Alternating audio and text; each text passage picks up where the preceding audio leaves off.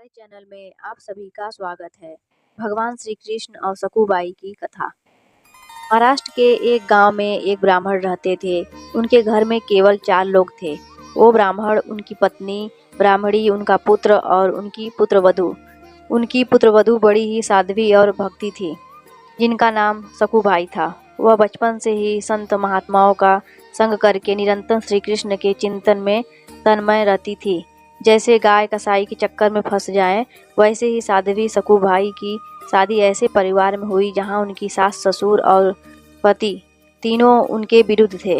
उनकी सास उन्हें थप्पड़ मारती थी और गालियां भी दिया करती थी। उनके परिवार में सब उनके भजन के विरुद्ध थे, लेकिन सकुबाई ने कभी किसी के कुछ नहीं कहा। उनके पति भी उनके अनुकूल नहीं थे। सकुबाई को बहुत कष्ट दिया जाता था, लेकिन वह एक पल के लिए भगवत विस्मरण नहीं होने देती थी। उन्होंने इतनी प्रतिकूलता के बाद भी उन तीनों से द्वेष नहीं किया। उनका जीवन क्लेशमय था, पर उन्होंने कभी किसी से कठोर वचन नहीं बोले। जो मान अपमान, लाभ हानि, जय पराजय, सुख दुख को समान भाव से सहते हुए भगवत स्मरण करती थी। भगवान उनके अधीन हो जाते हैं। सकुबाई को पीटा जाता था, गालियां दी जाती थी, क्लेशात्मक व्यवहार किया जाता था, लेकिन सकुबाई के हृदय में विट्ठल ऐसे बसे हुए थे कि इसका उन्हें के ऊपर कोई प्रभाव नहीं पड़ता। सकुबाई को फटे पुराने कपड़े पहनने को मिलते थे, रूखा सूखा खाने को मिलता था, प्रति क्षण डांट पिटाई होती थी, लेकिन वह हर समय श्री कृष्ण के चिंतन में लीन रहती थी।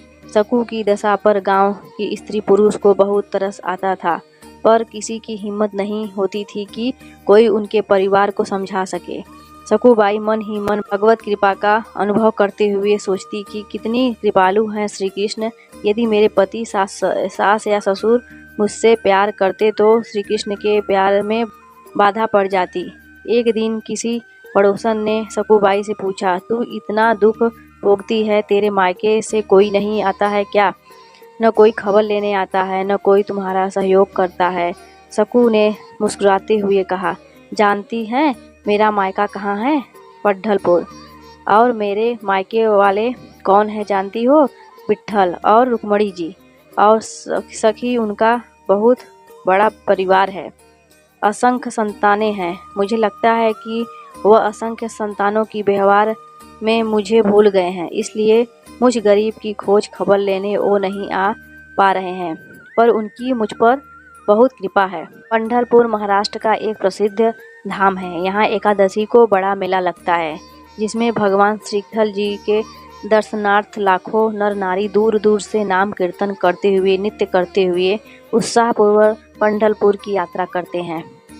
जब यात्रा का दिन आया तो भक्तों की मंडलियां कीर्तन करते हुए, नाचते हुए पंढरपुर के लिए चारों ओर दल बनाकर जाने लगे। भक्तों को पंढरपुर जाता देख सकुबाई के हृदय में बांध टूट गया। विचार किया कि क्या करूं, मेरे प्रीतम का ऐसा बड़ा उत्सव हो रहा है, यदि मैं सास से पूछूंगी तो पिटाई होगी।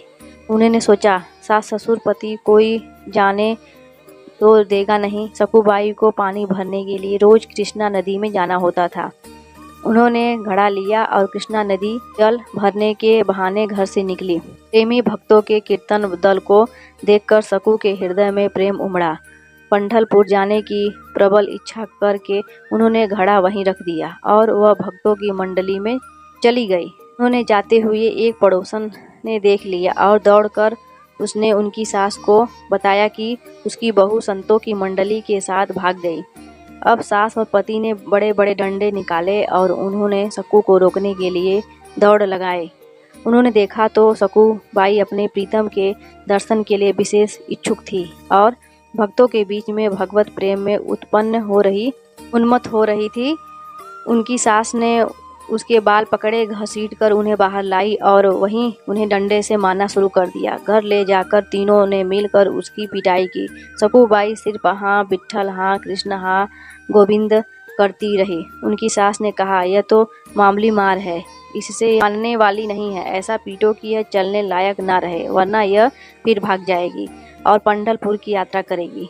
और अभी 2 सप्ताह है पंढरपुर के यात्रा में। इसको जकड़कर खंभे में बांध दो और 2 सप्ताह तक न रोटी न पानी और रोज इसकी पिटाई करो, तब यह मानेगी। सास की आज्ञा पर सकुबाई को उनके पति और ससुर ने बांध दिया, उनकी पिटाई की और उन्हें भोजन देना बंद कर दिया। उनके हृदय में यह दुख नहीं था कि मुझे बांध दिया गया है, मुझे मारा गया है, मुझे गाली दी गई है। उनके हृदय में बस एक ही पीड़ा थी कि हे श्री कृष्ण, आपके भक्तों के बीच मुझे कितना सुख मिला। पहली बार जीवन में भक्त मंडली में मुझे नाचने को मिला। मैं आपके दर्शन के लिए जा रही थी। मेरी सामर्थ्य नहीं है कि मैं इस जन्म में इस नरक से निकल सकूं। हे करुणा निधान, क्या ऐसा नहीं हो सकता है कि मैं इस जन्म में आपके दर्शन कर पाऊं? क्या मैं आपके मंदिर में आकर आपके भक्तों के बीच में नहीं नाच सकती? सकुबाई आंसू बहाते हुए कह रही थी कि हे कृष्ण, ऐसा कुछ उपाय करो कि मैं आपके दर्शन कर सकूं। मैं बहुत पतिती हूँ, दीन हूँ, अधम हूँ। मेरी सामर्थ्य नहीं है कि मैं आप तक आ सकूं। हे प्रभु, आप कृपा करो। बहुत सुंदर अवसर मिला है, भक्तों की मंडलियां जा रही है। आपके दर्शन करने के लिए बार बार अवसर नहीं आएगा। हे नाथ, आप कृपा करो, तभी दर्शन हो सकते हैं। मेरी सामर्थ्य नहीं है कि मैं इस चंगुल से छूट सकूं। सकुबाई श्री हरि का आंतरिक चिंतन कर रही थी। तब भक्त तकलीफ में हो तो हरि को चैन कैसे पड़ सकता है। रुक्मणी जी ने देखा तो प्रभु के चेहरे पर उदासी और बड़ी चिंता थी। उन्होंने ठाकुर जी से पूछा कि हे नाथ, आप चिंता में कैसे? लगता है कोई भक्त कष्ट में है। भगवान ने कहा, हाँ, एक ऐसी भक्त है जिसको बहुत पीटा जा रहा है, क्लेश दिया जा रहा है। वह मुझसे मिलना चाह रही है और उसको बांध दिया गया है। आपको थोड़े दिन के लिए हमसे विरह सहना पड़ेगा, क्योंकि हमें कुछ दिन वहाँ रहना पड़ेगा, तब ही बात होगी। रुक्मणी जी से ऐसा कहा और प्रभु तत्काल सकुबाई के समीप गए। उन्हें भोजन दिया जा रहा था, उन्हें न भोजन दिया जा रहा था, ऊपर से गालियां दी जा रही थी और पिटाई की जा रही थी। सकुबाई की आंखों से अश्रु बह रहे थे और वह प्रभु के ध्यान में निमग्न थी। प्रभु ने एक बहुत सुंदर नवयुक्ति का रूप धारण किया और बोले, सकुबाई, मैंने सुना है कि तुम पंढरपुर जाना चाहती हो, चलोगी मेरे साथ पंढरपुर? सकुबाई ने आंख खोली और कहा, सखी, मुझे पापनी के भाग में ऐसा कहाँ है कि मैं भक्त मंडली के साथ पंढरपुर जाऊं। तुम देख तो रही हो कि मेरी दशा। स्त्री रूपी ठाकुर जी ने कहा, बाई, तुम जानती नहीं हो, मैं तुम्हें बहुत समय से जानती हूँ। तुम मेरी बहुत प्रिय सखी हो, उदास मत हो। मैं जिसकी सखी होती हूँ उनको मैं कभी उदास नहीं देख सकती हूँ। मैं तुम्हारी रस्सी खोल देती हूँ और तुम भागो और जहाँ और जाओ मंडली के साथ खूब। सकुबाई ने कहा, मेरी सास फिर पकड़ लेगी। प्रभु बोले, बिल्कुल नहीं, इसकी तो तुम चिंता ही मत करो। ठाकुर जी ने सकुबाई को निकाला और स्वयं सकुबाई का रूप धारण करके रस्सी में बंध गए। का नाम स्मरण करने से माया का बंधन टूट जाता है, जिनको पाना बड़े बड़े योगियों के लिए भी दुर्लभ है। वहीं भगवान अपनी भक्त सकुबाई के लिए एक साधारण स्त्री की तरह बन गए। ठाकुर चुपचाप चाटे खा रहे हैं। ठाकुर जी को कोई दिन हो गए, भोजन नहीं मिला, पानी नहीं मिला और रोज उनकी पिटाई भी हुई।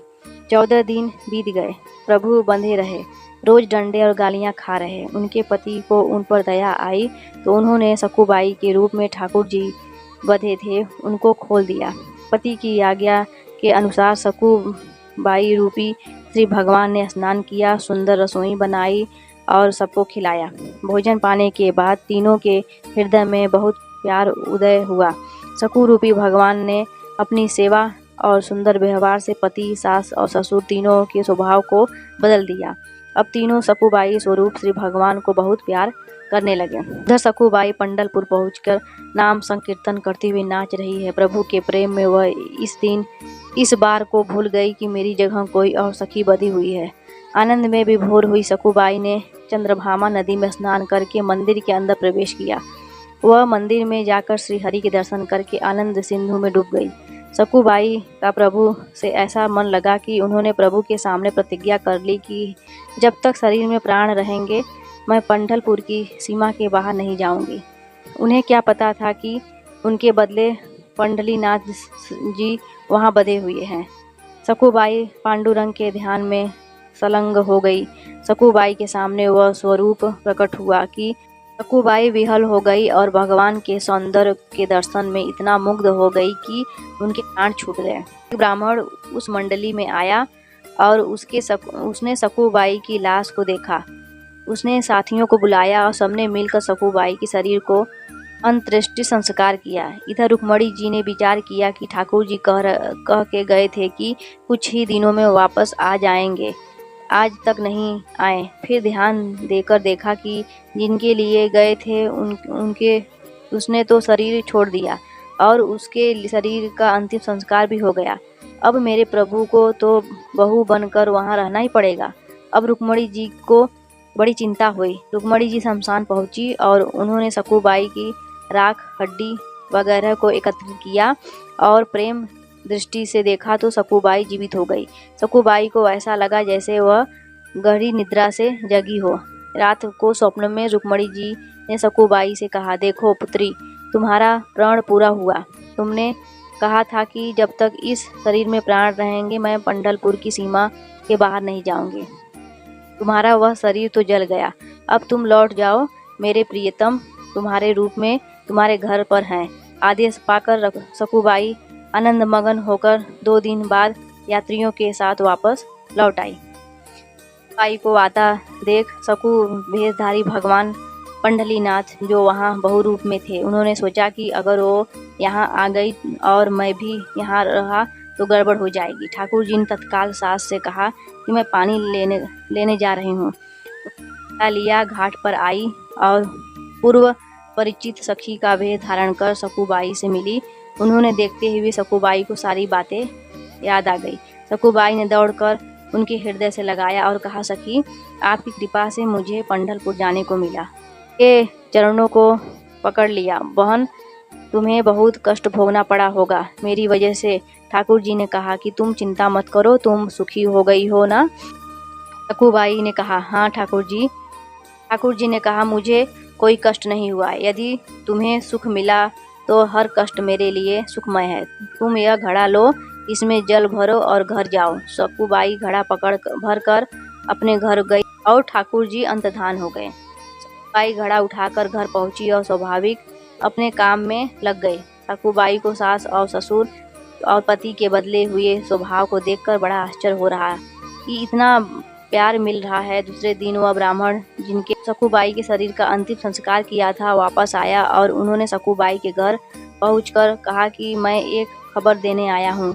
तुम्हारी बहू पंढरपुर गई थी, वहाँ ठाकुर जी के दर्शन करके उनके प्राण निकल गए और हम सब उनके शरीर का अंतिम संस्कार कर दिया है। परिवार वालों ने कहा कि हमारी बहू तो घर के अंदर है। आवाज लगाई, सकुबाई सामने आ गई। उस ब्राह्मण के होश उड़ गए। आखिर ब्राह्मण के बहुत कहने पर उन्होंने सकू को अपने पास बुलाकर पूछा कि हमने तुम्हें यहाँ बांध कर रखा था, लेकिन यह कहते हैं कि तुम पंढरपुर गई और वहाँ मर गई, कैसी बात है ये? सकुबाई ने कहा, यह जो कह रहे हैं बिल्कुल सत्य है। जिस समय आपने मुझे बांध रखा था उसी समय कोई नवयुक्ति स्त्री आई थी और उसने मेरी सहायता की, मुझे खोल दिया। मैं भक्तों के साथ पंढरपुर गई और वह यहाँ बंधी रही। मुझे तो वहाँ भेज दिया और स्वयं आपकी प्रतिकूल व्यवहार सहती रही। मैं पंढरपुर जरूर गई। वहाँ बाद में मुझे मालूम हुआ कि मैं मर गई थी और मेरे शरीर को जलाया गया था, पर रुक्मणी जी ने मुझे पुनः जिंदा कर दिया और वापस भेज दिया। मैं जब नदी के पास आई तो वह युक्ति जिसने मुझे खोला था वह मुझे घड़ा देकर चली गई। आप लोग जानते हैं वह युक्ति कौन थी? सास, ससुर और पति ने कहा, हमें तो पता नहीं। सकुबाई ने कहा, जब वो चली गई तो मुझे पता चला कि वो मेरे पांडुरंग विट्ठल ही थे।